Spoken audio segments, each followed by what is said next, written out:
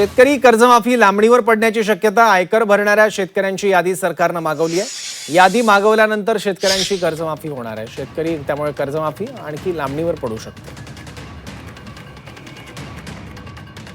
आपल्याला माहिती आहे की गोष्ट करताना कर्जमाफीची जी रक्कम आहे आपल्याला माहिती आहे की पुरवणी मागण्या आपण जे सादर केले त्यामध्ये ही रक्कम पुरवणी मागण्या ज्यावेळेस मंजूर होत्या आणि मंजूर केल्यानंतर ते राज्यपालांची सही लागते त्याप्रमाणे पुरवणी मागण्या मंजूर झाल्या।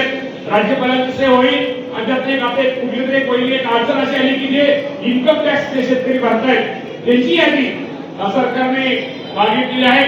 मला वाटतं नाना पाटील तुम्ही इन्कम टॅक्स भरत नाही ना? नाना पाटील तुम्ही शेतकरी पण इन्कम टॅक्स भरत नाही ना? भरत नाही नक्की भरत असाल तुम्हाला कर्जमाफी मिळणार नाही, बरोबर आहे ना? त्यामुळे हे अजून तो निर्णय झाल्यानंतर पण तुम्ही करता आयटी फक्त यादी मागवतोय थोडंसं थोडाफार असतोच पण त्याला काहीतरी रक्कम वगैरे काहीतरी केली नाही। त्यामुळे अजिबात तुम्ही काळजी करू नका। थोडा उशीर होतोय